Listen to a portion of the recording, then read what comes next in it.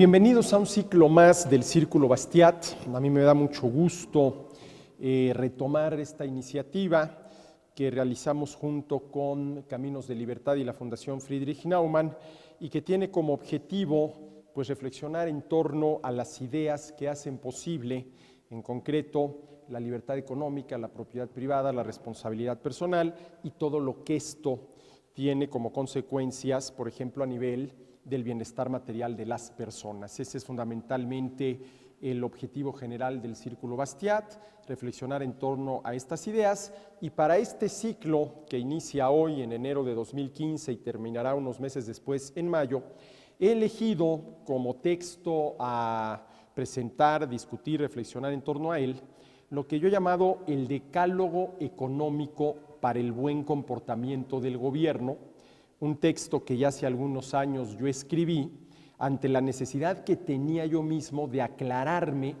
hasta donde esto fuera posible, cuál debe de ser el comportamiento del gobierno con relación a la economía para que los resultados económicos en términos de bienestar de las personas sean los mejores y los mayores posibles. Nosotros los liberales, buena parte de nuestro tiempo lo dedicamos a criticar al gobierno, a criticar la intervención del gobierno en la economía, a criticar los excesos y defectos del gobierno, y yo creo que debemos de pasar de esa crítica a señalar dentro del marco del liberalismo qué es lo que el gobierno debe hacer o no hacer en el ámbito de la economía. Y es por eso que yo me di a la tarea hace ya algunos años a escribir este decálogo para el buen comportamiento económico del gobierno.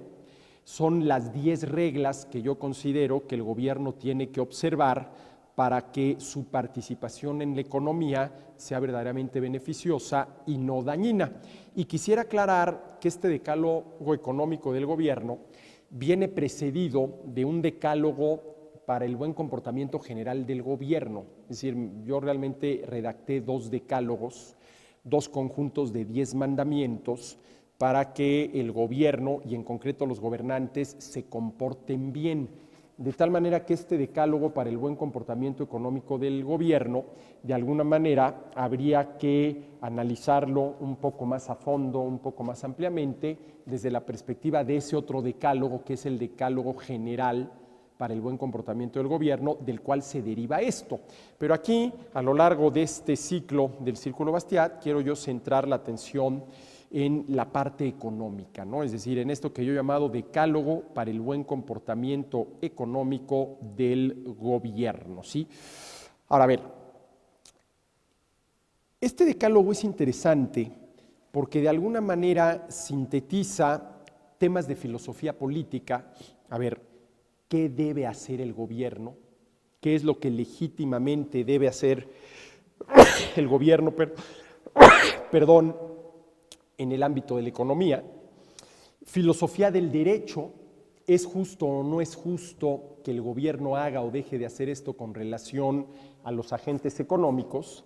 Y obviamente que también contempla muchos elementos de teoría económica. A ver, desde el punto de vista de la teoría económica, ¿es o no correcto que el gobierno haga esto o aquello o deje de hacer aquello o esto, ¿no? Ahora, claro, cuando hablamos de la teoría económica, nos enfrentamos a un problema. Por ejemplo, hay teorías económicas que proponen que el gobierno haga esto o aquello en el ámbito de la economía con el fin de lograr mejores resultados. Y luego hay otra serie de teorías económicas que critican lo que proponen esas teorías económicas y señalan que el gobierno debe hacer exactamente lo contrario, ¿no? Déjenme ponerles un ejemplo.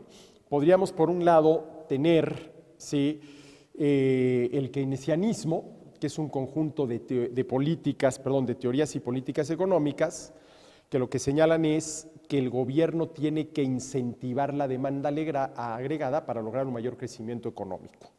Y hay otro grupo de teorías económicas, las que se podrían agrupar bajo la etiqueta de Supply Side Economics, la economía por el lado de la oferta, que critican las propuestas del keynesianismo y proponen exactamente lo contrario, que más que el gobierno incentivar el crecimiento económico por el lado de la demanda agregada, tendría que hacerlo por el lado de la oferta agregada. Entonces, claro, aquí nosotros lo que tenemos que hacer es decidir, bueno, ¿y cuál de las dos posturas es la correcta, no? Porque si bien es cierto que nosotros hablamos de la teoría económica así en singular, pues lo que tenemos en la práctica y lo que se ha venido dando a través de los siglos es un conjunto de teorías económicas y muchas veces algunas de esas teorías se presentan como una tesis y luego surgen otras que son exactamente la antítesis de aquella, ¿no? Entonces, claro, aquí la pregunta es, ¿qué elementos deberíamos nosotros de contemplar para poder decidir si una teoría económica es la correcta o no? Y a mí siempre me ha servido mucho lo que decía Federico Bastiat al respecto. Federico Bastiat decía que una buena manera de calificar las teorías económicas y las políticas económicas que se derivan de esas teorías es centrando la atención en el efecto que las mismas tendrían sobre el bienestar de los consumidores. ¿Sí? ¿Por qué decía Bastiat esto?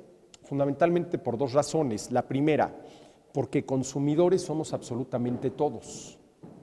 Absolutamente todos somos consumidores, pero no todos somos productores.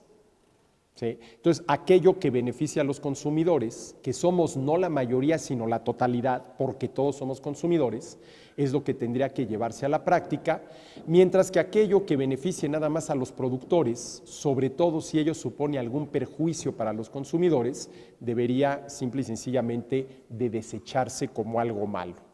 Y en segundo lugar, Federico Bastiat decía que las teorías y las políticas económicas debían de calificarse en función del efecto que iban a tener sobre los consumidores, se debe a que la actividad económica terminal, aquella por la cual se realizan absolutamente todas las demás, es el consumo. ¿Sí? Es la actividad económica terminal. El consumo es el fin, la producción es el medio. Y la producción tiene toda la importancia que tiene porque es el medio para poder consumir. Si yo no produzco alimentos, pues no voy a poder consumir alimentos. Pero la pregunta es, ¿cuál de las dos actividades, la producción o el consumo de alimentos, es la que tiene el carácter de fin? Pues evidentemente que el consumo de alimentos. Y la producción es el medio para lograr ese fin y como medio tiene toda la importancia que tienen los medios. Pero no hay que desquiciar las cosas. La producción no pasa de ser un medio. Si en una de estas un día amanecemos total y definitivamente satisfechos, sin ninguna necesidad, gusto, deseo, capricho a satisfacer, ¿qué sentido tendría seguir produciendo bienes y servicios? Pues absolutamente ninguno, porque si estamos total y definitivamente satisfechos, cualquier bien o servicio producido, ¿sí?, que son el medio para satisfacer necesidades, resultaría total y absolutamente inútil. Si a mí no me vuelve a dar hambre, ¿qué sentido tendría que yo siguiera produciendo alimentos? Pues absolutamente ninguno, sería una pérdida de tiempo, ¿no? Entonces, Bastiat decía que las políticas económicas y las teorías en las cuales se fundamentan esas políticas económicas había que calificarlas en función del impacto que fueran a tener sobre los consumidores. Y a esto yo le agregaría lo siguiente. A ver, en interés de los productores, pues habría que hacer lo que habría que hacer para que el precio al que ofrecen sus mercancías fuera el mayor posible. A ver, ¿cuál es el interés principal de cualquier productor, oferente, vendedor de algún bien o servicio? Poder venderlo al mayor precio posible, ¿sí? Pero ¿cuál es el interés del consumidor, del comprador, del demandante? Poder comprarlo al menor precio posible. Ahí tenemos una serie de intereses encontrados, ¿sí? Encontrados, que se resuelven con eso que coloquialmente podríamos llamar el regateo entre el comprador y el vendedor, por el cual se llega a un precio al cual ambos están dispuestos a intercambiar, que no es ni el máximo precio, ¿sí?, que no es ni el máximo precio al que le conviene vender al oferente, ni el mínimo precio al que le conviene comprar al comprador. Por ahí andará el precio intermediamente. Pero a ver, ¿A quién habría que hacerle caso? ¿Cuál de los dos reclamos creen ustedes que tendría que atender el economista? ¿El reclamo del productor, del oferente, del vendedor, de que yo ponga en práctica una política económica para que lo que él produce y le ofrece a los consumidores lo pueda vender al mayor precio posible? ¿O el reclamo de los consumidores para que yo a través de alguna política económica logre que aquello que se le ofrece y compre el consumidor lo pueda comprar al menor precio posible? Si ustedes tuvieran frente a sí, en un lado a los productores y en otro lado a los consumidores, y cada uno les plantea este objetivo: haz lo que tengas que hacer para que yo pueda vender al mayor precio posible, o haz lo que tengas que hacer para que yo pueda comprar al menor precio posible, y tienen que hacerle caso a uno de los dos, a alguno de los dos van a tener que concederle su deseo. ¿A quién se lo concederían? Pues a los consumidores, por las dos razones ya expresadas. Aquello que beneficia a los consumidores beneficia no a la mayoría, sino a la totalidad, porque todos somos consumidores, aunque no todos consumamos lo mismo, ¿sí? Pero todos somos consumidores, mientras que no todos somos productores. Y segundo, el consumo es el fin, es la actividad económica terminal, la producción es un medio, ¿sí? Y para no desquiciar las cosas, el medio tiene que estar en función del fin. Cuando yo invierto las cosas y hago que el fin esté en función del medio, ¿sí?, estoy, vamos a decirlo así, sacando las cosas del lugar, ¿sí? Ahora, a ver, ¿qué podría yo hacer para darle gusto al productor y que éste pueda vender al mayor precio posible? Hombre, pues simple y sencillamente aislarlo de la competencia, prohibir que alguien más pueda ofrecer en ese mercado. Por ejemplo, prohibir la importación de aquellas mercancías que competirían con lo que este productor nacional le está ofreciendo a los consumidores, y prohibir que cualquier otro oferente nacional se dedique a esa actividad, es decir, concederle legalmente el monopolio. Y en ese momento, pues va a poder ofrecer y vender a un precio mayor del que podría ofrecer y vender si tuviera competencia. Pero claro, ¿quién acaba pagando los platos rotos? Los consumidores. Los consumidores, ¿no? ¿Quiénes, hombre? Pues sí van a seguir comprando aquello porque lo necesitan, pero a un precio mayor del que lo podrían conseguir si en ese mercado hubiera competencia. Y desde el otro punto de vista, ¿qué es lo que yo como economista o capaz de llevar a la práctica políticas económicas tendría que hacer para apoyar los intereses del consumidor, que éste pueda comprar al menor precio posible? Pues permitir que en ese mercado se dé la mayor competencia posible, ¿no? Se dé la mayor competencia posible, ¿sí? Entonces, ¿cuál de las dos opciones es la mejor? ¿Restringir la competencia por el lado de la oferta o permitir por el lado de la oferta la mayor competencia posible? Pues evidentemente la segunda. Y lo es desde dos puntos de vista: desde el punto de vista de la justicia y desde el punto de vista de la eficacia económica. A ver, vamos a entender por eficacia económica aquello que permite producir más y ofrecerlo al menor precio posible. Y con relación a esto último, ofrecerlo al menor precio posible, la condición que se tiene que cumplir es la competencia. ¿Y por qué ofrecer al menor precio posible? Es algo que desde el punto de vista económico resulta eficaz. Y perdón que vuelva a repetir el tema, pero ni modo, es el momento de hacerlo. Pues porque el problema económico de fondo es el de la escasez. No todo alcanza para todos y menos en las cantidades que cada uno quisiera. Y una manera de ir minimizando ese problema de la escasez es ofreciendo los bienes y servicios al menor precio posible.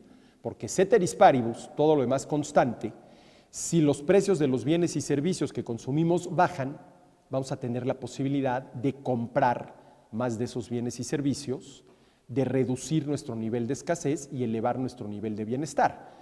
Si mi ingreso permanece igual, ahí está el ceteris paribus, pero mañana el precio de todo aquello que yo consumo amanece a la mitad, pues con el mismo nivel de ingreso yo voy a poder comprar más porque los precios bajaron. Y la única manera correcta de hacer que los precios bajen es generando la mayor competencia posible en los mercados. Y si los precios bajan y la gente, ceteris paribus, puede consumir más, eso desde el punto de vista económico es eficaz porque va minimizando el problema de la escasez. Ese es el tema de la eficacia. Pero ¿por qué el libre comercio frente al proteccionismo, además de ser desde el punto de vista económico lo más eficaz, es también lo justo?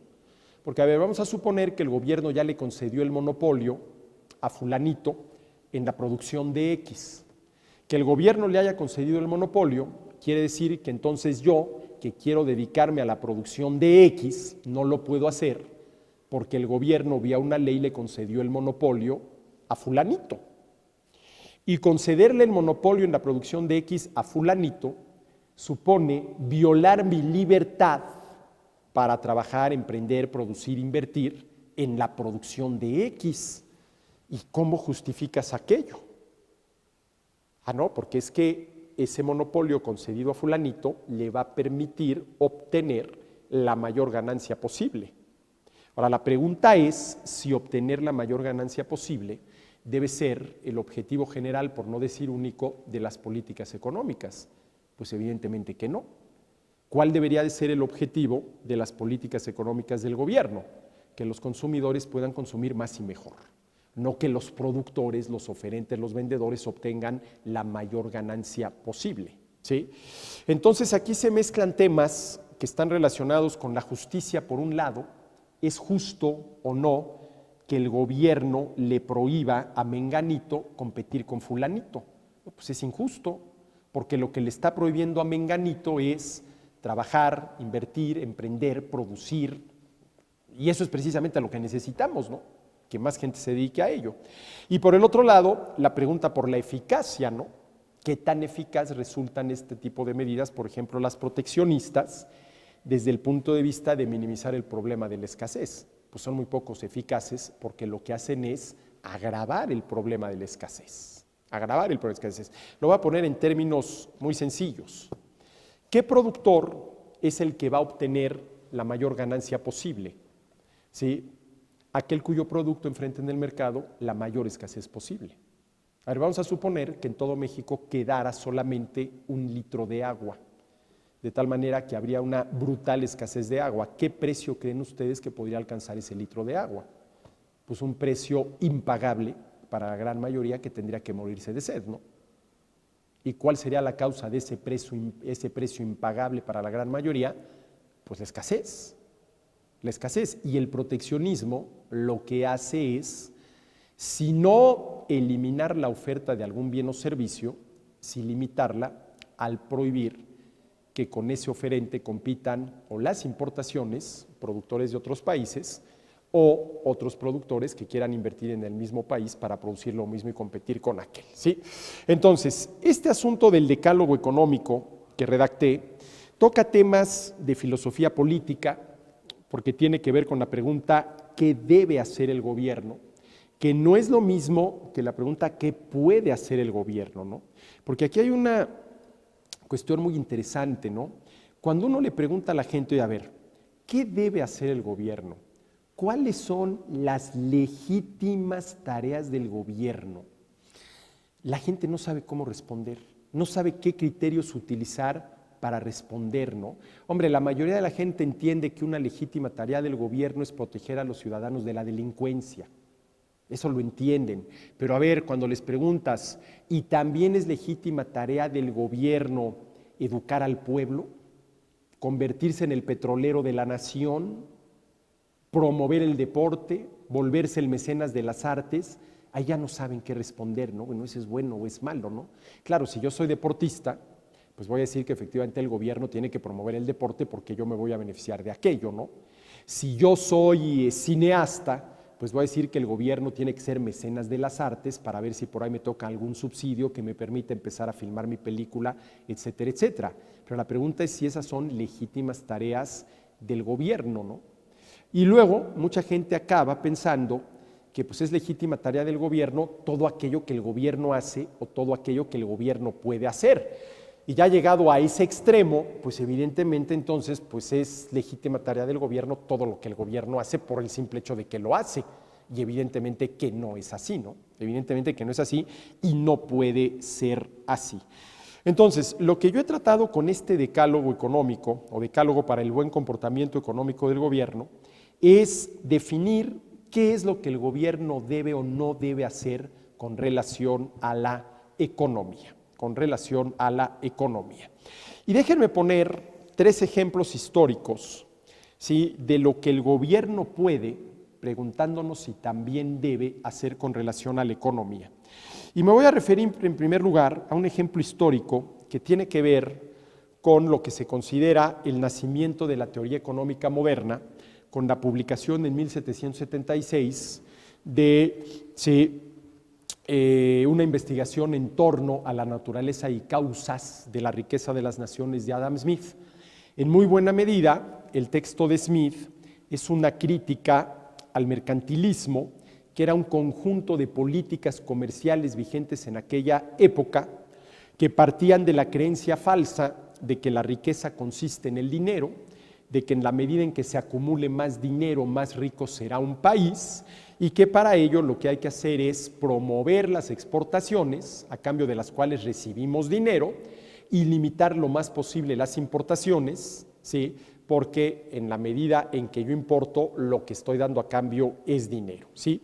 Y Adam Smith, en La riqueza de las naciones, lo que hace es criticar esta postura. Es más, es Adam Smith quien, hasta donde yo sé, por primera vez la nombra como mercantilistas, es el que los bautizó como mercantilistas, y el mercantilismo no es otra cosa más que una cierta participación del gobierno o del poder político en la actividad económica de las personas, ¿sí?, cuyo objetivo en términos generales era promover las exportaciones e impedir las importaciones, para lo cual las coronas de aquel entonces, porque estamos hablando siglo XV, XVI, XVII, XVIII, pues lo que hacían era tratar de promover las exportaciones e impedir las importaciones.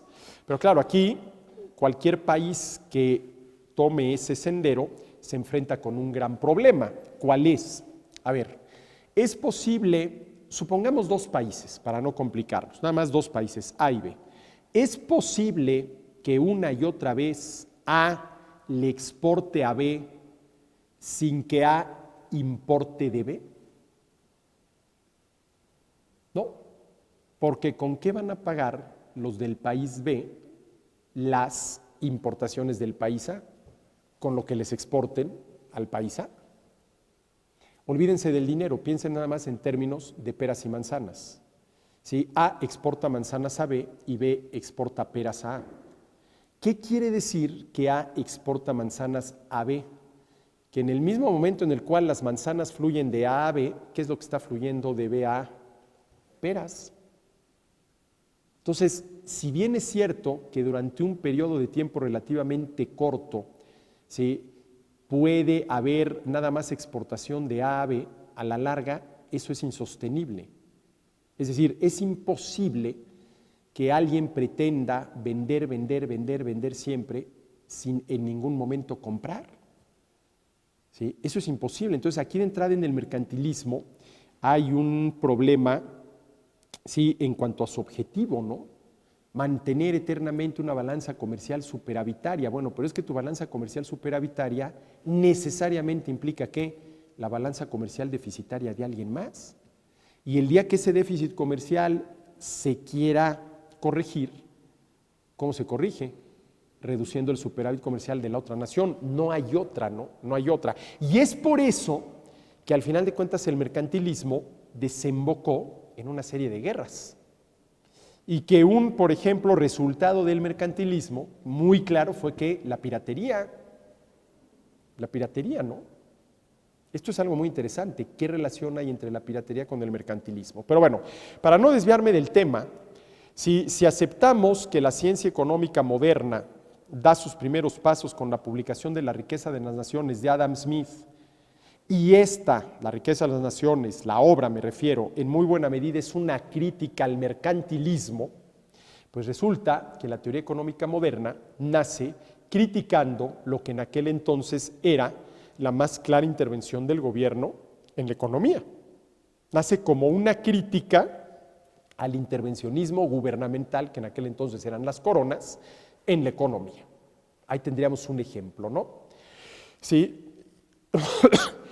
Y si en aquel entonces se podía hablar de mercantilismo, hoy podríamos hablar, así como se habla mucho del neoliberalismo, podríamos hablar de un neomercantilismo que muchos han bautizado con este concepto de capitalismo de compadres, ¿no? De capitalismo de compadres, ¿no? ¿Cuál es el capitalismo de compadres? Cuando los capitalistas, ¿sí?, obtienen, habrá que ver a cambio de qué, el favor del gobierno que les otorga ciertos privilegios que, entre otras cosas, los mantienen al margen de la competencia, permitiéndoles cobrar un precio mayor del que cobrarían si tuvieran que competir, ¿sí? Y ese capitalismo de compadres, que está muy vigente hoy en día, ¿sí?, pues no es más que una especie de neomercantilismo, ¿no? Este contubernio, y el contubernio es una cohabitación ilícita, algo que no debería de darse, entre el poder económico por un lado, el poder de los empresarios, y el poder político, el poder del gobierno por el otro. Ahora, hay otros ejemplos de capitalismo de compadre, como podría ser cuando habrá que ver a cambio de qué un gobierno, como en su momento pudo haber sido el gobierno de Peña Nieto en el Estado de México, le concedía los contratos más jugosos de obra pública a alguna empresa privada, como podría haber sido el caso de la famosísima IGA, ¿no? Bueno, eso también es capitalismo de compadres, porque a ver, ¿quién es o qué empresa privada debería de quedarse con los contratos de obra pública? Pues simple y sencillamente la que pudiera comprometerse a construir esa obra que va a ser financiada con los impuestos de los contribuyentes al menor costo posible, para lo cual habría que hacer una licitación totalmente abierta y transparente. Yo, gobierno, quiero construir una determinada obra vial, ¿sí? Bueno, voy a poner a competir a las empresas constructoras del sector privado para ver cuál me presenta el proyecto que cumpla con todas las especificaciones propias de la ingeniería civil al menor costo posible. Y eso se va a hacer abiertamente con las cámaras de televisión enfrente, los medios de comunicación, total y absolutamente transparente. Así es como debe de ser. Pero si yo no lo hago así y resulta que te doy a ti la concesión de la obra, pues porque eres mi compadre, ¿sí? Y porque al final de cuentas espero que algún día tú esto me lo vayas a pagar, como pudiera ser, no digo que sea el caso, pero en fin, con una llamada Casa Blanca en Las Lomas para quien va a llegar a ser mi esposa, pues ese es el capitalismo de compadres, ¿no?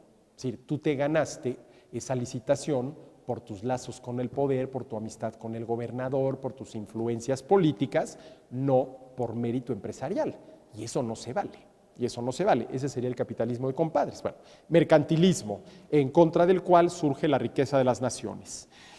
Después del mercantilismo, podríamos mencionar como otro ejemplo de intervención del gobierno en la economía mucho más radical, mucho más amplio, más profundo, más agresivo, más injusto, más ineficaz, el comunismo. El comunismo, ¿sí? Propuesto fundamentalmente por Carlos Marx. Ahora, claro, a ver, aquí hay una cosa muy interesante. Si como pensaban Marx y Engels, una vez concluida la revolución proletaria y concluido ese periodo transitorio entre el capitalismo y el comunismo, que sería la dictadura del proletariado, en el cual el proletariado iba a expropiar todos los medios de producción a la iniciativa privada para volverlos de propiedad colectiva, ¿sí? Proceso de expropiación que al llegar a su fin, según lo explicaban Marx y Engels, iba a suponer también la desaparición del Estado y por lo tanto del gobierno. ¿Cuál es el único tipo de organización económica posible ahí donde no hay Estado, donde no hay gobierno, donde no hay un poder político? Pues la más total, absoluta y radical economía de mercado, de laissez-faire y laissez-passer, dejar hacer y dejar pasar. ¿Sí? A ver, señores, si mañana amaneciéramos sin gobierno, sin Estado, bueno, se acabó el gobierno y el Estado. ¿Qué supondría ello en términos de actividad económica? Pues la más total y absoluta libertad, inclusive se podría caer que en el libertinaje, ¿no? Pero ya no habría quien regulara la actividad económica, quien intentara, por ejemplo, como dice el artículo 25 de la Constitución, ¿sí?, dirigir la actividad económica de los particulares, ¿no? Y esto es algo que muchos marxistas, de manera verdaderamente increíble, no se han dado cuenta. Si realmente el comunismo, como lo pensaban Marx y Engels, hubiera sido realidad y realmente hubiera desaparecido el Estado y el gobierno, ¿sí?, el único sistema económico posible sería esto que Murray Rothbard llamaba el anarcocapitalismo. Anarco en el sentido no de desorden, sino de ausencia de una autoridad central, porque fíjense que hay una cosa muy interesante. El concepto de anarquía se puede entender de dos maneras. Originalmente anarquía quería decir ausencia de un poder central que tratara de dirigir la vida de todos los demás. Y luego se pensó que en ausencia de ese poder central, el único resultado posible iba a ser el desorden, la lucha de todos contra todos, un estado de naturaleza tipo hobbesiano, en el cual el hombre es el lobo del hombre y acabámonos comiéndonos unos a otros. Bueno, no necesariamente tiene que ser así. Entonces, esta idea del anarcocapitalismo, uno de cuyos principales representantes ha sido Murray Rothbard, ¿sí?, no es otra cosa más que el tipo de sistema económico que se tendría ante la ausencia de un gobierno, que es precisamente lo que se tendría si el comunismo, tal y como lo pensaron Marx y Engels, se hubiera practicado. Porque al final de cuentas, ¿en qué terminó el experimento comunista o todos los experimentos comunistas del siglo XX? ¿Sí? Pues en un capitalismo de Estado.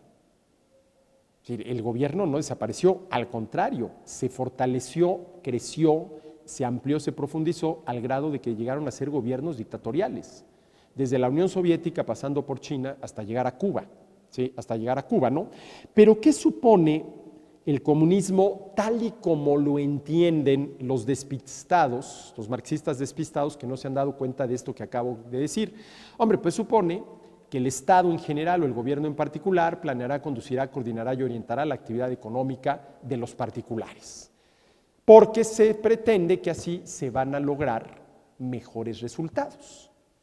Ahora, yo cada vez que toco este tema menciono este texto que para mí es verdaderamente brillante, el Yo lápiz de Leonard Reed, en el cual Reed, ¿sí?, muestra que no hay absolutamente nadie en el mundo que sepa cómo producir un lápiz de la A a la Z, porque no hay nadie que tenga todos los conocimientos y todas las habilidades para poder hacerlo, para producir el lápiz de la A a la Z.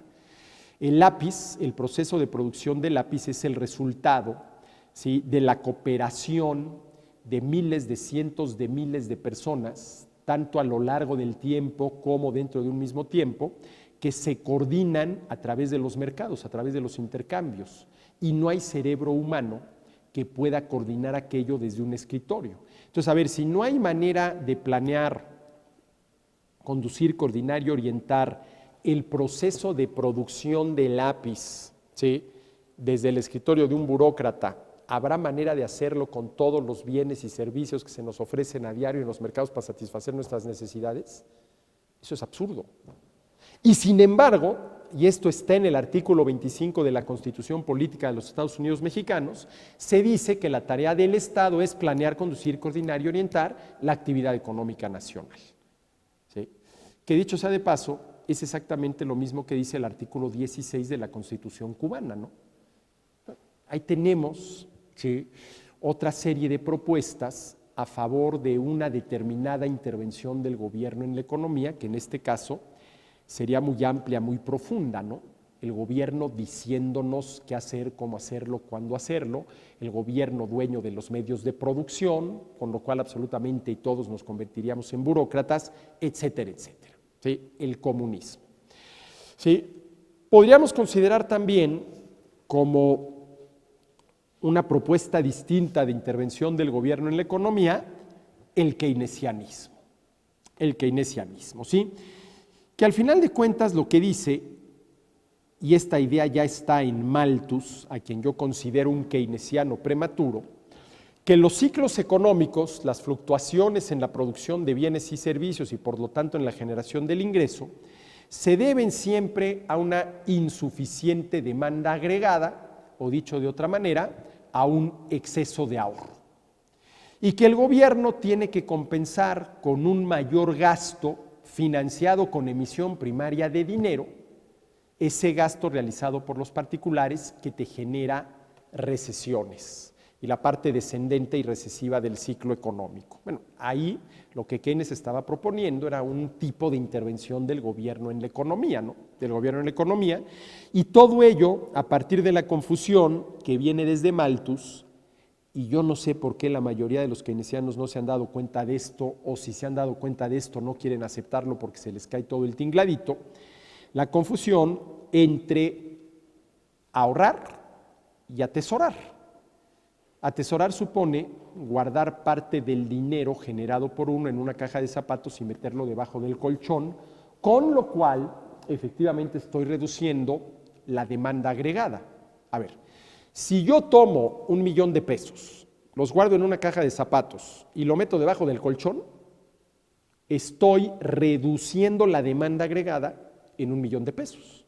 Es decir, ahí hay 1,000,000 de pesos que no se están utilizando como medio de intercambio de la riqueza, que no se están utilizando para demandar bienes y servicios. ¿Sí? Bueno, pero eso es atesorar. El ahorro bien entendido siempre supone que una inversión financiera.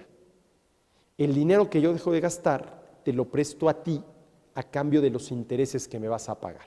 Entonces, el dinero que yo dejo de gastar, dado que te lo presté a ti, lo vas a gastar tú.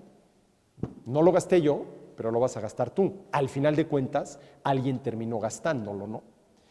Y el único caso en el cual pudiera generarse una sobreoferta generalizada de bienes y servicios sería el caso en el cual hubiera un atesoramiento generalizado por parte de la población.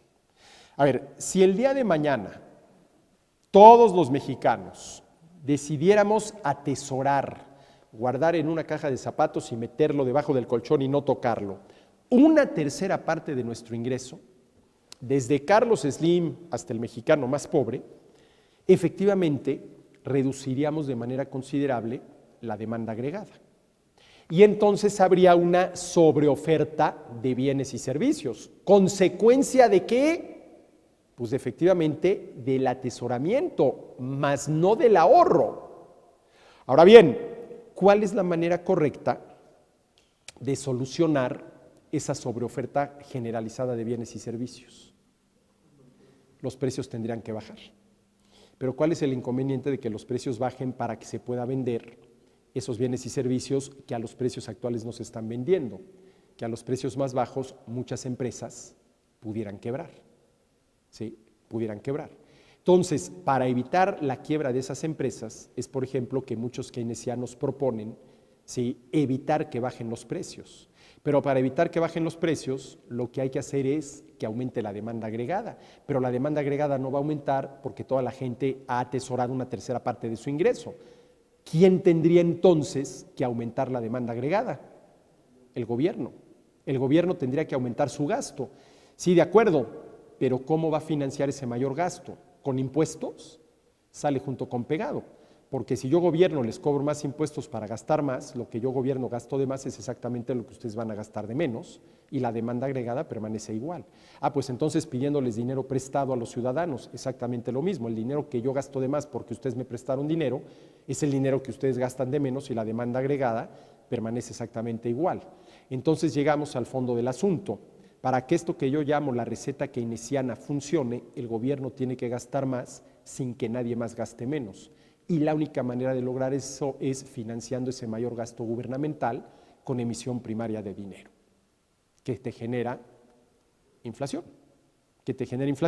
Y olvídense de si genera o no genera inflación, porque en el muy corto plazo pudiera no generarla, porque ahí hay una oferta de bienes y servicios que a esos precios no se van a vender y si se genera demanda se van a vender a esos precios. ¿Cuál es aquí el problema de fondo? El problema de fondo es si es válido aumentar la cantidad de dinero, que no es otra cosa más que el medio de intercambio de la riqueza, sin que previamente haya habido un aumento en la riqueza. Eso no es aumentar la cantidad de dinero que es el medio de intercambio de la riqueza, sin que previamente haya habido un aumento en la riqueza, no es una actividad fraudulenta? Pues sí, es una actividad fraudulenta, por más bueno que sea el fin, ¿no? Es que queremos generar demanda agregada para que salga toda esa sobreproducción, ¿no? Bueno, y ahí tenemos en el keynesianismo otro tipo de intervención gubernamental en la economía, ¿no? Y fíjense que esto del keynesianismo es muy interesante, porque si bien hoy en día, pues ya prácticamente el comunismo está superado, el keynesianismo sigue estando muy vivo, muy vivo, ¿no? ¿Cuál fue uno de los logros de Keynes? Y si no de Keynes, de los keynesianos. El hacernos creer que el crecimiento económico depende fundamentalmente de lo que haga o deje de hacer el gobierno. Fíjense, al menos a mí me pasa, y tal vez me pase por mi profesión como economista, ¿sí? Yo me encuentro a mucha gente a lo largo del día. Sí, la última vez fue hoy a las 10:10 de la mañana entrando a la universidad, salía un profesor y me decía, hombre Arturo, ¿y cómo va la economía? Pues de capa caída, ¿verdad? Claro, ¿y qué va a hacer el gobierno para que esto crezca más? Eso lo dijo él, no yo. Bueno, ¿y de dónde sale la peregrina idea de que es responsabilidad del gobierno el crecimiento económico? O dicho de otra manera, ¿qué es responsabilidad del gobierno que yo produzca, ofrezca y venda más tortas en mi tortería? Bueno, ¿y qué tiene que ver la tortería con el crecimiento económico del país? Hombre, pues que el crecimiento económico del país se mide por el comportamiento en la producción de bienes y servicios. Cuando yo digo que la economía mexicana creció 1.3%, lo que estoy diciendo es que la producción de bienes y servicios, entre las cuales se encuentra la producción de tortas, creció 1.3%. ¿Sí? Entonces, claro, cuando lo planteamos así en términos macroeconómicos y qué va a hacer el gobierno para que el Producto Interno Bruto crezca más, a ver, vamos a ver la pregunta desde un punto de vista micro. ¿Y qué podría hacer el gobierno para que mi producción, oferta y venta de tortas, suponiendo que mi negocio fuera una tortería, fuera mayor? Y suponiendo que pudiera hacer algo, ¿debería hacerlo? Y si puede hacerlo, y efectivamente la economía no crece más, pues ¿por qué no lo hace? A ver, seguimos con la idea de que el crecimiento, o algunos siguen con la idea de que el crecimiento económico es responsabilidad del gobierno. Déjenme ponerle los siguientes datos. 2011 y 2012, la economía mexicana creció 4%. 2013, atravesamos por eso que yo coloquialmente llamo el atorón y creció solamente 1.4. O sea, pasamos de 4 a 1.4. Todavía no tenemos la cifra para el 2014, pero hombre, muy probablemente el crecimiento del año pasado haya andado alrededor de 2.1, 2.2, más que el 1.4 del 2013, pero todavía la mitad del 2011 y el 2012. Entonces aquí la pregunta interesante es, a ver señores, si el gobierno tiene la receta para que la economía crezca más, para mantener un crecimiento económico adecuado, cualquier cosa que eso signifique, pónganle el porcentaje que quieran, 5% anual, pues ¿por qué no aplicó la receta en el 2013 y en el 2014? Porque si tiene la receta y no la aplicó, pues verdaderamente merecen que se les fusile en el Zócalo, dado todo lo que depende del crecimiento económico. Entre más crezca la producción de bienes y servicios, menor será el grado de escasez, etcétera, etcétera, etcétera. Ahora, ¿será que sí tienen la receta, pero no la quisieron aplicar? ¿O será que por más que digan que sí hay una receta más o menos basada en el keynesianismo, pues la misma deja mucho que desear? ¿Sí? ¿Cuál creen ustedes que sea la respuesta a la pregunta? ¿Tienen la receta y no la quisieron aplicar? ¿Tienen ahí guardada la varita mágica y no la sacaron para de 3 varazos lograr que la economía crezca más? ¿O dicen que sí la tienen, pero pues la verdad es que no la tienen y ellos mismos han asumido, y me refiero al gobierno, que la responsabilidad por el crecimiento económico es de ellos? Ahora, ¿cuál creen ustedes que sea? ¿Tienen la varita pero no la usan? ¿O dicen tenerla pero no la tienen? Bueno, pues dicen tenerla pero no la tienen, ¿no? Dicen tenerla pero no la tienen, ¿sí? Porque al final de cuentas, El keynesianismo lo que dice es hay que aumentar la demanda agregada y como consecuencia va a haber un aumento en la oferta agregada, y que hay un aumento en la oferta agregada supone que aumentó la producción de bienes y servicios y con esa variable se mide el crecimiento. Pero a ver, señores, la pregunta es, ¿basta un aumento en la demanda agregada para que aumente la oferta agregada? A ver, imagínense que ustedes tienen una tortería, ¿sí? Y están vendiendo sus tortas a un determinado precio. Y de pronto, por la razón que ustedes gusten y manden, aumenta la demanda por sus tortas. ¿Automáticamente, ante ese aumento en la demanda, ustedes van a aumentar la oferta de tortas? No. Muy probablemente lo primero que van a hacer es ¿qué? Aumentar el precio, antes que otra cosa, porque es mucho más rápido y fácil aumentar el precio, lo puedes hacer en 2 minutos en los que cambiaste los precios del pizarrón donde tienes los precios de las tortas, que aumentar la oferta. ¿Por qué? Porque vamos a suponer que la tortería de ustedes ya está operando al 100%. Ya no hay manera de, con esas instalaciones, ese equipo y esa gente, producir más tortas. Están operando al 100% de su capacidad. Si ustedes quisieran aumentar la producción, oferta y venta de tortas, tendrían que invertir. ¿Para qué? Para ampliar la capacidad de producción de la tortería. Tal vez alquilar o comprar el local de junto, tirar la pared que lo separa, ampliar, y todo eso supone ¿qué? Inversiones. Ahora, si ustedes consideran que el aumento en la demanda llegó para quedarse, a lo mejor a medio y largo plazo sí consideran la posibilidad de hacer crecer el negocio. Pero si no, la única consecuencia del aumento en la demanda va a ser un aumento en los precios, ¿no? Entonces, esta idea de los keynesianos de que basta aumentar la demanda por bienes y servicios vía un mayor gasto del gobierno financiado con siempre de dinero para que automáticamente la oferta y por lo tanto la producción de bienes y servicios aumente, hombre, puede ser una de las posibilidades, pero no es la única. No es la única, ¿sí? Entonces, a ver, aquí tenemos mercantilismo, tenemos comunismo, tenemos keynesianismo, que son distintas teorías económicas que han dado, ¿sí?, como resultado un conjunto de políticas económicas que suponen en mayor o menor medida, con mayor amplitud, con mayor profundidad, el que el gobierno intervenga en la economía, ¿sí? La pregunta es si eso es correcto. Y si es correcto tanto desde el punto de vista de la justicia como desde el punto de vista de la eficacia. Y a ver, permítanme regresar, nada más para terminar con este punto que es como la parte introductoria, a lo que dice el artículo 25 de nuestra Constitución, en el sentido de que el Estado, y así lo dice, planeará, conducirá, coordinará y orientará la actividad económica nacional.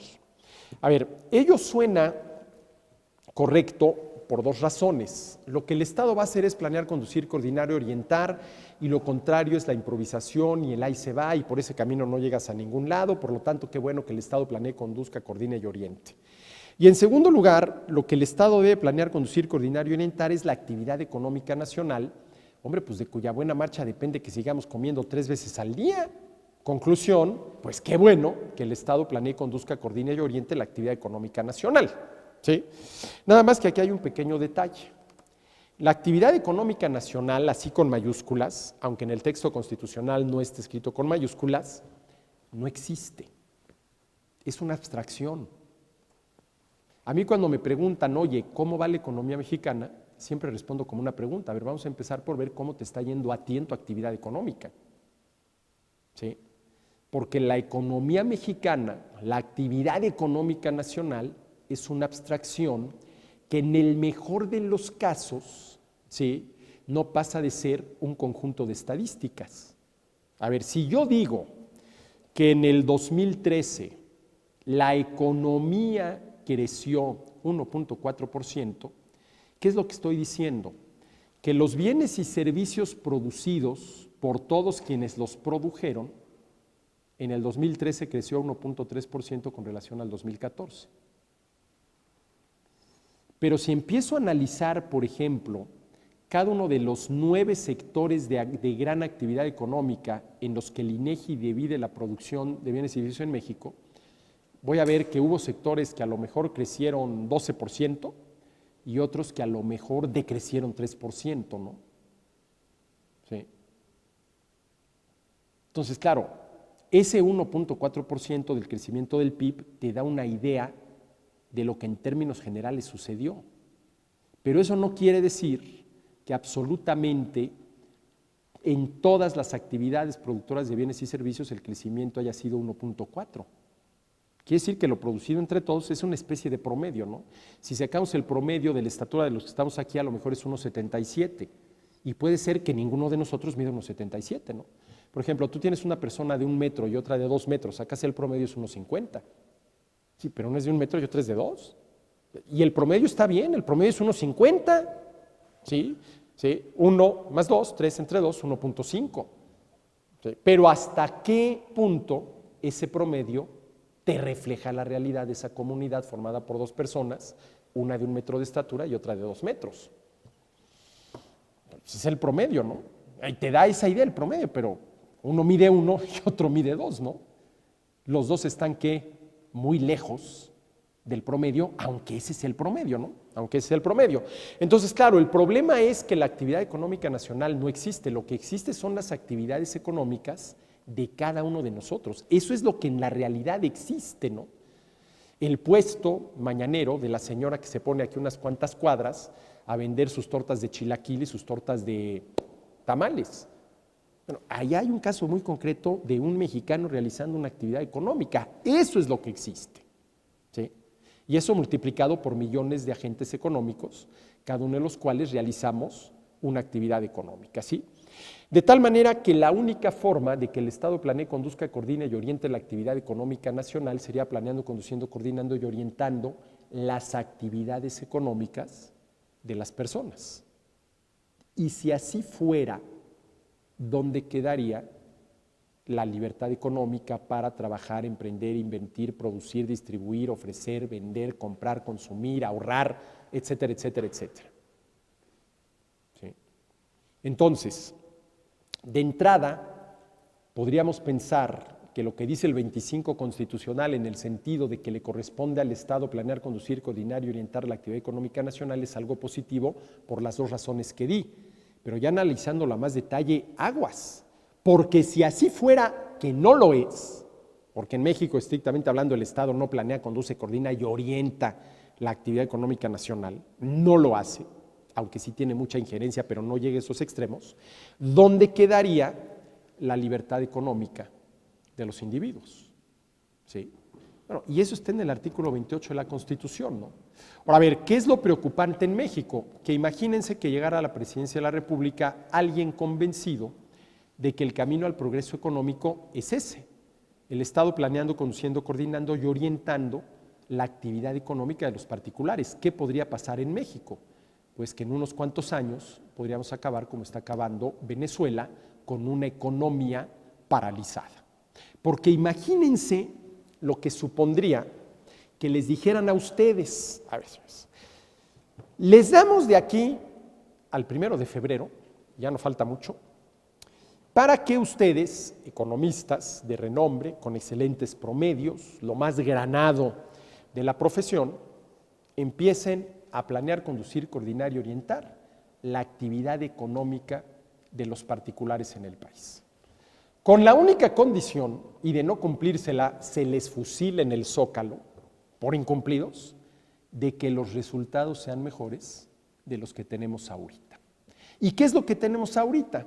Que, hombre, con algunos inconvenientes, pero bueno, pues en México, los agentes económicos, con algunos inconvenientes, algunas trabas burocráticas, algunas regulaciones absurdas, pero al final de cuentas, pues tenemos un grado de libertad más o menos aceptable para dedicarnos a lo que nos dé la gana.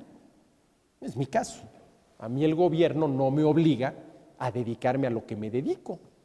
Yo decidí dedicarme a esto. Y de vez en cuando me encuentro ahí con alguna traba burocrática, alguna regulación que me dificulta las cosas, pero hombre, todavía se me reconoce la libertad de decidir, ¿sí?, a qué me quiero dedicar y elegir de entre todas las posibilidades cómo llevarlo a cabo.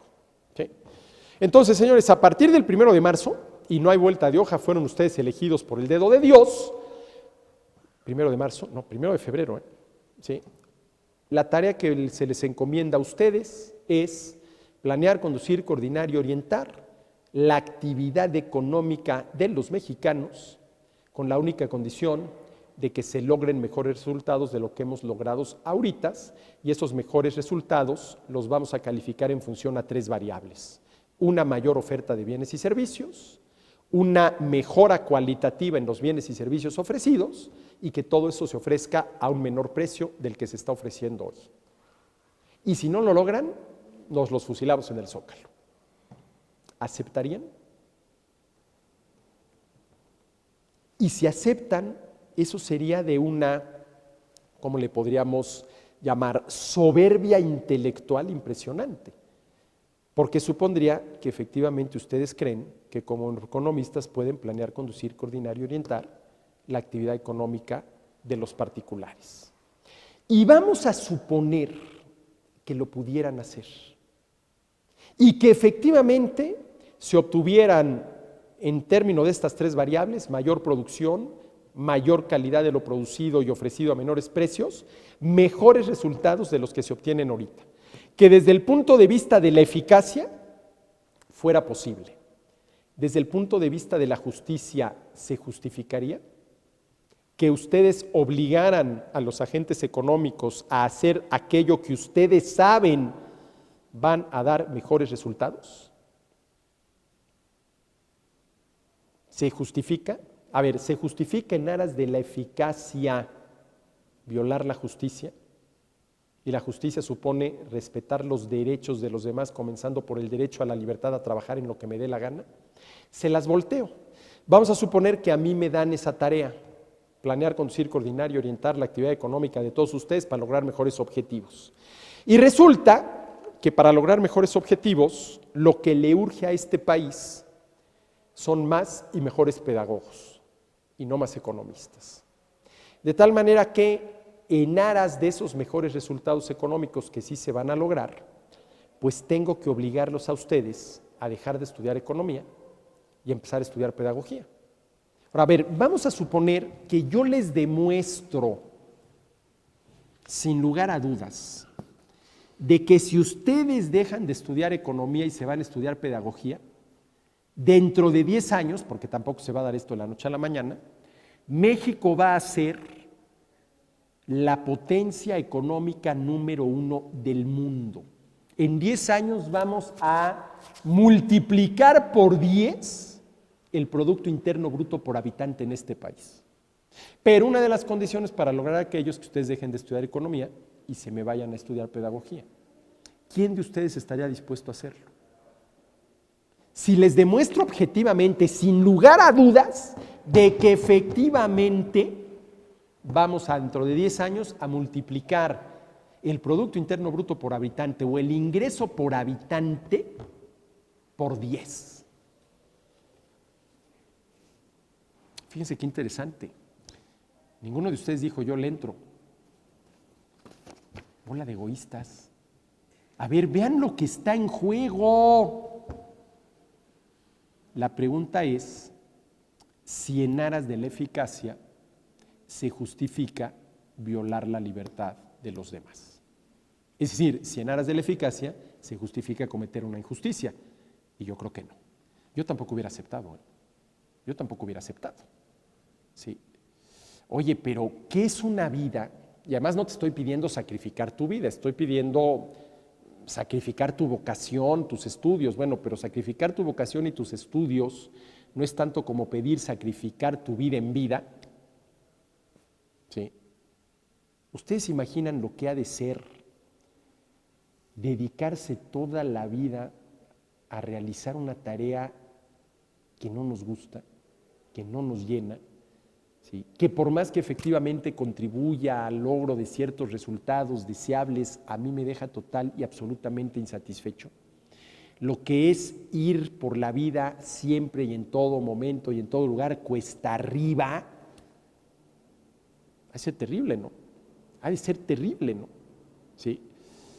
Entonces, señores, es increíble que en constituciones como la nuestra sigue estando vigente este tipo de artículos, ¿no? El Estado planeará, conducirá, coordinará y orientará la actividad económica nacional. Bueno, ¿cuál es el primer mandamiento que yo redacté? Casi me sentí Jehová redactando los 10 mandamientos y dándoselos a Moisés, ¿sí? Que redacté yo. A ver, soy yo hablándole al gobierno, ¿no?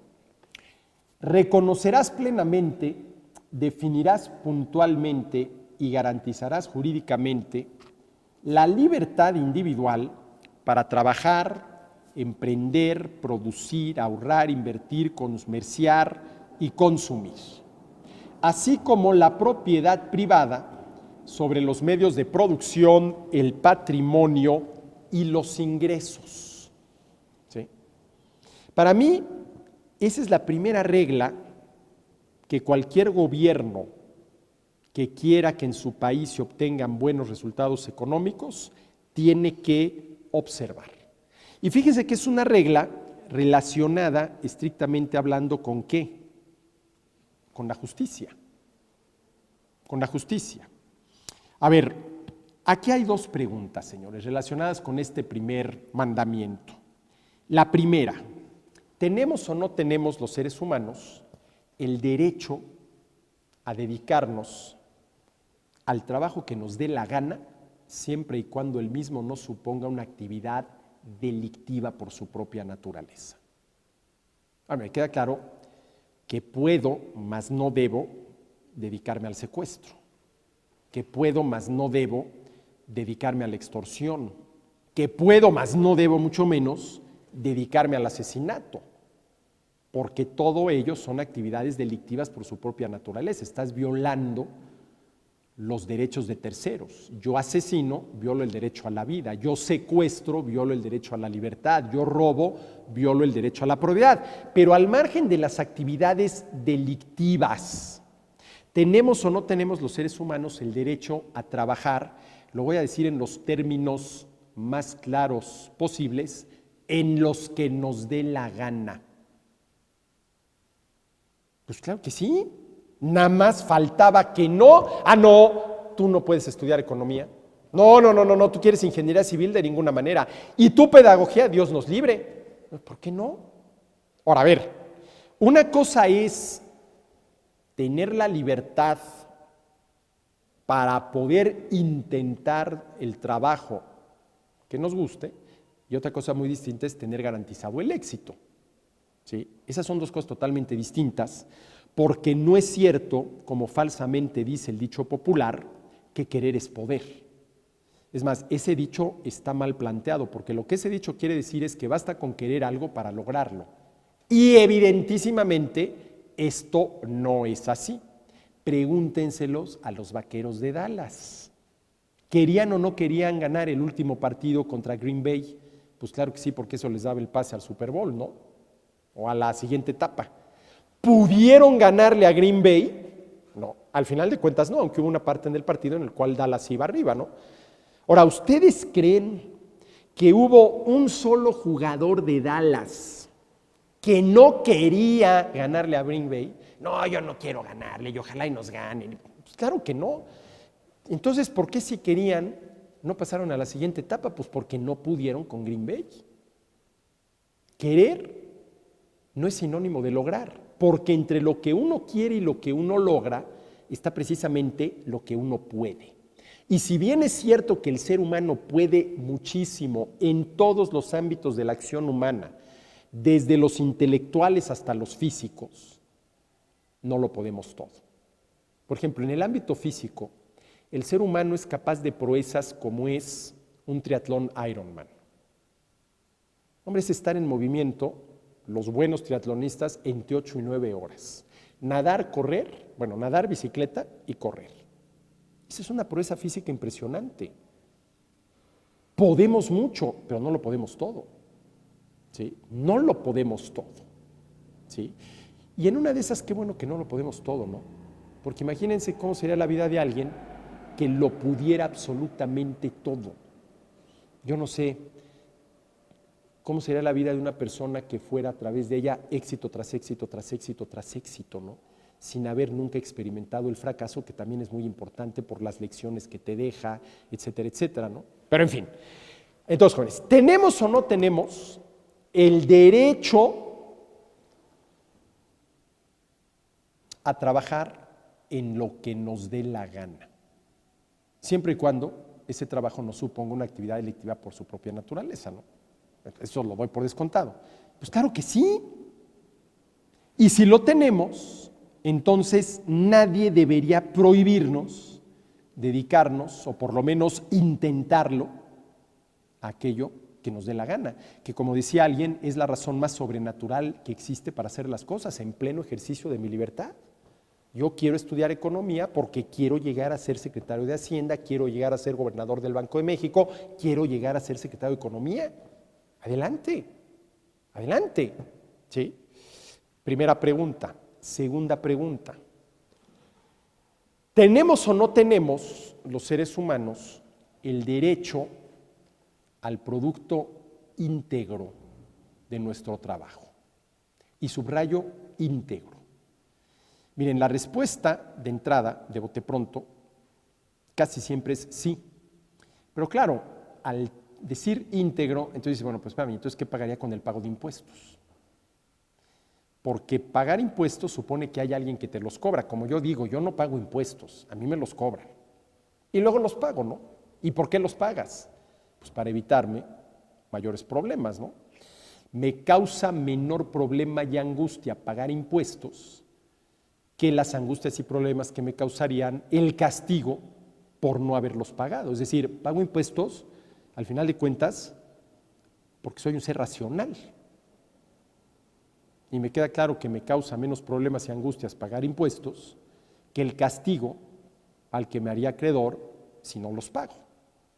Es decir, estoy comparando entre dos males, pagar impuestos o ser castigado por no pagarlos, escojo el menor. Y desde mi punto de vista es un menor mal pagar impuestos que en una de esas terminar hasta en la cárcel por evasión de impuestos, ¿sí? Pero bueno, de entrada, más allá del tema de los impuestos al cual ya volveremos, ¿tenemos o no tenemos derecho al producto íntegro de nuestro trabajo? Pues claro que sí. Claro que sí. Porque si alguno de ustedes dijera, no, espérame tantito, es que yo tengo derecho, aparte del producto de tu trabajo, y por lo tanto cáete con el 15%, eso supondría que por lo menos parte de mi vida y parte de mi trabajo te lo debo a ti. Y es por eso que tú exiges que yo te dé el 15%, o el 16% en el caso del IVA, ¿no? ¿Sí? ¿Esto es cierto o no es cierto? No, pues no lo es. No lo es. Ahora, a ver, ¿es justo o no es justo dejar que la gente se dedique al trabajo que le dé la gana? Siempre y cuando, insisto, no sea una actividad delictiva por su propia naturaleza. ¿Es lo justo? Pues claro que sí. No, claro que sí. Porque si no es lo justo, entonces, ¿qué haces estudiando economía? A ver, ¿tú por qué estudias economía? Y dado que te gusta, quieres estudiar aquello. Ah, no. Tú te me vas a estudiar pedagogía. Si alguien te obligara a estudiar pedagogía, obligara bajo amenaza, o te vas a estudiar pedagogía o te meto un balazo, o si no te vas a estudiar pedagogía, tú no sabes cuáles van a ser las consecuencias entre tus mejores amigos, pues estaría cometiendo una injusticia, ¿no? Y es justo o no es justo que la gente pueda disponer de entrada, como principio, luego vamos a ver si hay alguna excepción que justifique esto, pero por principio, del producto íntegro de su trabajo. Pues sí, libertad, propiedad, laissez-faire, dejar hacer, laissez-avoir, dejar poseer. Eso es lo justo, ¿sí? Que nadie te impida dedicarte a lo que más te guste, a lo que elijas, a lo que consideres más conveniente. Ojo, tal vez no necesariamente sea lo que más te guste. Si tú dices, híjole, es que como economista, por más que me guste, yo creo que me voy a morir de hambre y desde el punto de vista económico podría irme mejor como contador y por eso me voy a estudiar contaduría, la contaduría tal vez no te guste tanto como la economía, pero la decisión fue tuya, en función de las expectativas en cuanto a los ingresos. Pues la decisión fue tuya, ¿no? Sí, la decisión fue tuya. Y luego, obviamente, pues, parte de todo esto es reconocer que uno tiene el derecho al producto íntegro de su trabajo. Eso es lo justo. ¿Sí? Ya más adelante vamos a ver cómo, hijo, y esto siempre lo digo entre comillas, justificar el cobro de impuestos, ¿no? Por el cual el recaudador te obliga a entregarle parte del producto de tu trabajo, lo cual va en contra de la afirmación de que todo mundo tiene derecho al producto íntegro de su trabajo, pero luego yo ya les presentaré cuando lleguemos al tema mi postura al respecto. La justicia. Es justo dejar que las personas se dediquen al trabajo que elijan y es justo, ¿sí?, reconocerles la propiedad sobre el producto íntegro de su trabajo. Eso es la justicia. Ahora, a ver, ¿qué creen ustedes que sea más eficaz para incentivar el trabajo de las personas? ¿Dejarlos que se dediquen a lo que quieran o que alguien les ordene dedicarse a alguna otra cosa? ¿Qué persona va a trabajar con más gusto? ¿Va a trabajar de manera más eficaz? ¿Va a ser más creativo, más productivo? ¿El que se dedica a lo que le gusta o a lo que decidió, tal vez no siendo lo que más le gusta, pero sí considera que es lo que más le conviene, contaduría en vez de economía, o aquel al cual se le obliga? En pocas palabras, ¿cuál trabajo creen ustedes que sea más eficaz? ¿El del esclavo, al cual se le obliga a trabajar a punta de latigazos, o el del asalariado, al cual se le puede incentivar vía un salario? El asalariado. Y esto ya lo dijo, por ejemplo, claramente Adam Smith, tiene todo un capítulo en La riqueza de las naciones donde analiza el tema de la esclavitud, que más allá de la injusticia que supone, desde el punto de vista de la eficacia es muy poco eficaz. Siempre obtienes mejores resultados cuando incentivas a la gente que cuando amenazas a la gente, cuando remuneras a la gente que cuando asustas a la gente, ¿no? ¿Y qué creen ustedes que sea más eficaz para lograr que la gente se esfuerce lo más posible? ¿Reconocerle el derecho al producto íntegro de su trabajo o, por el otro lado, irle quitando cada vez una mayor parte del producto de su trabajo? A ver, señores, ¿ustedes creen que yo seguiría trabajando en la formalidad y por lo tanto pagando impuestos si el total de impuestos que tuviera yo que pagar fuera el 95% de mis ingresos? No. Y no tanto porque no quisiera, sino porque no podría. Porque yo no podría vivir con el nivel de vida que tengo con el 5% de mis ingresos. Si de pronto me quitaran vía el cobro de impuestos el 95% de mis ingresos, yo tendría que irme a la informalidad. Es decir, tendría que dejar de pagar impuestos porque nomás no la libro. Y si le contamos en cuenta a mi mujer y a mis hijos, menos, ¿no? Entonces, a ver, desde el punto de vista de incentivar el trabajo, ¿qué acaso el respetar la justicia, el dejar que cada quien se dedique a lo que quiere y el permitirle disfrutar del fruto de su trabajo no son dos condiciones para lograr una mayor eficacia en el trabajo? Pues yo creo que sí. Ahora fíjense, el respetar la justicia es una condición para lograr una mayor eficacia en el trabajo. Por eso es que el primer mandamiento lo redacté de la siguiente manera. Soy yo hablándole al gobierno. Reconocerás plenamente, definirás puntualmente y garantizarás jurídicamente la libertad individual para trabajar, emprender, ahorrar, invertir, comerciar, consumir, así como la propiedad privada sobre los medios de producción, el patrimonio y los ingresos. Y los ingresos. A ver, propiedad privada sobre los medios de producción. ¿Quién está más incentivado, sí, para trabajar mejor? ¿El dueño o el empleado? Bueno, depende cuándo le pagues al empleado, ¿no? Pero de entrada, el dueño. Sí. ¿Por qué? Supongamos la tortería de la que hablaba yo hace rato. Si yo como dueño de la tortería la administro mal y la quiebro, yo, el tortero, sufro un quebranto patrimonial. Pierdo parte de mi patrimonio. A lo mejor pierdo todo mi patrimonio, porque lo único que tenía era la tortería. Pero si yo soy un tortero, empleado del dueño de la tortería, y esta quiebra, yo tortero, ¿qué es lo único que pierdo? Ese trabajo. Pero no enfrento un quebranto patrimonial. Un quebranto patrimonial. ¿Quién tiene más y mejores incentivos para administrar mejor un negocio? ¿El propietario o el que solamente lo administra? Por ejemplo, ¿quién tiene más y mejores incentivos para cuidar su negocio? Don Pepe, el dueño de la miscelánea de la esquina,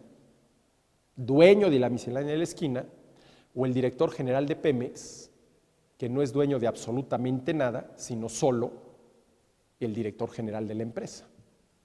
Si don Pepe administra mal su negocio y lo quiebra, por más pequeñito que sea, él sufre un quebranto patrimonial. Si el director general de Pemex administra mal el negocio, toma malas y quiebra a Pemex, ¿sí?, él no sufre un quebranto patrimonial. Hombre, a lo mejor termina en la cárcel por negligencia y demás, y lo que ustedes gusten y manden, ¿no? Pero él no sufre un quebranto patrimonial. Fíjense la importancia, y esto ya está en Aristóteles, de la propiedad privada de los medios de producción para lograr mejores resultados, para que de entrada la administración de aquello sea mucho más cuidadosa. Entonces, el primer mandamiento, y aquí lo retomamos la siguiente sesión, es el siguiente: reconocerás plenamente, definirás puntualmente y garantizarás jurídicamente la libertad individual para trabajar, emprender, ahorrar, invertir, comerciar y consumir, así como la propiedad privada sobre los medios de producción, el patrimonio y los ingresos. Y voy a dejar esto con una pregunta con la cual inicio la siguiente sesión. Hablar de libertad individual y de propiedad privada no es redundante. ¿Qué acaso no toda la libertad es siempre la libertad de un individuo? ¿Y qué acaso toda verdadera propiedad no es necesariamente propiedad privada? Pues no. Y esto lo menciono porque a mí hay mucha gente que me pregunta, oye, ¿por qué siempre que hablas de libertad individual y siempre que hablas de propiedad privada? ¿Qué acaso si es verdadera propiedad no tiene que ser privada y la única libertad posible es la del individuo? Pues no. Y dentro de 15 días, en la próxima sesión de este Círculo Bastiat, explico aquello. Muchísimas gracias.